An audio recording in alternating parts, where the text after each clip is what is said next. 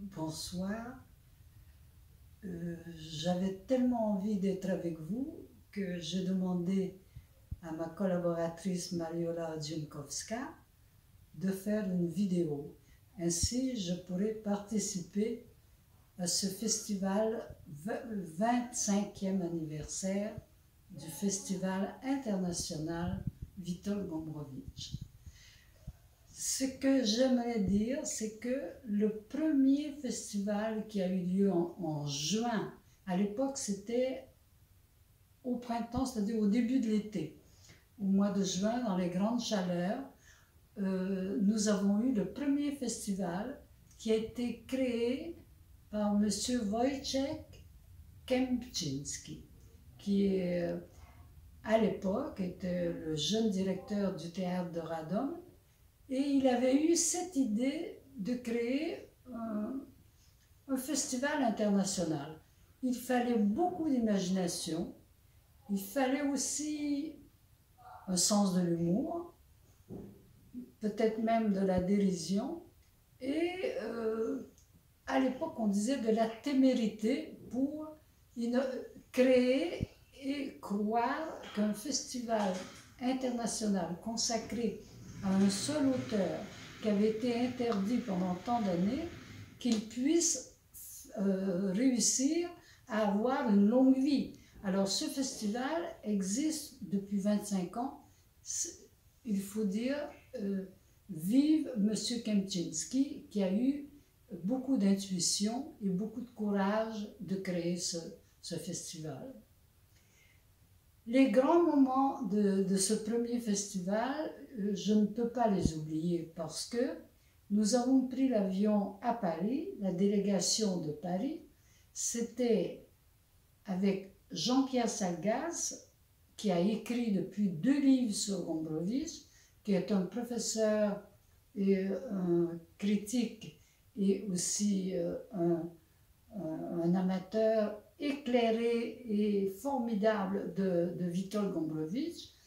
Ensuite, il y avait la grande actrice qui a joué dans plusieurs films, mais qui n'était pas très people, mais qui était une grande comédienne, Emmanuelle Riva. Et il y avait aussi celle qui, à l'époque encore étudiante, et qui avait été directrice avec 2 autres de la première association des amis de Witold Gombrowicz, Małgorzata Smorong, et il y avait d'autres qui étaient avec nous. Et nous sommes arrivés à l'aéroport, et qu'est-ce qui nous attendait?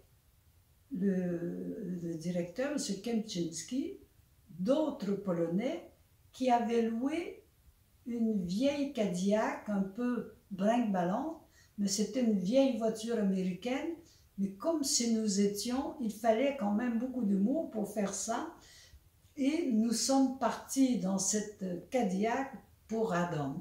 Voilà, ça c'est mon premier souvenir, très amusant et très, comment dire, un peu fou, voilà, comme nous étions à l'époque.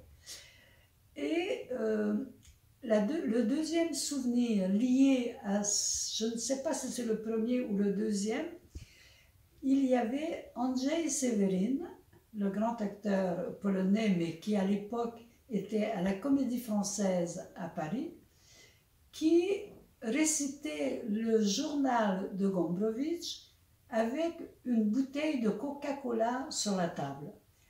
Et évidemment, il était obligé, puisque le Coca-Cola nous avait aidé à financer le festival, il fallait qu'il boive de temps en temps du Coca-Cola. Alors les gens, après tant d'années de communisme, étaient extrêmement surpris de voir qu'on associait Gombrowicz au Coca-Cola. Voilà, ce sont des souvenirs absolument secondaires pour vous, mais pour nous, c'était le début de la liberté, d'une grande époque, et je suis si heureuse que ce festival qu'on n'y croyait pas tellement, et bien qu'il a réussi non seulement à se maintenir, mais chaque année à s'enrichir et à faire venir des gens du monde entier. Je voudrais aussi rendre hommage à M. Rybka, le directeur de ce festival, et à toute son équipe de Radom. Vive Radom et vive Gombrowicz. Avant de terminer, je voudrais remercier le public de Radom d'être venu nombreux, comme toujours, comme chaque 2 ans, à ce festival. Je voudrais remercier toutes les troupes d'être venues du monde entier, spécialement de l'Argentine, qui est là, c'est si loin, et féliciter ceux qui auront la chance de gagner des prix. Merci à vous tous.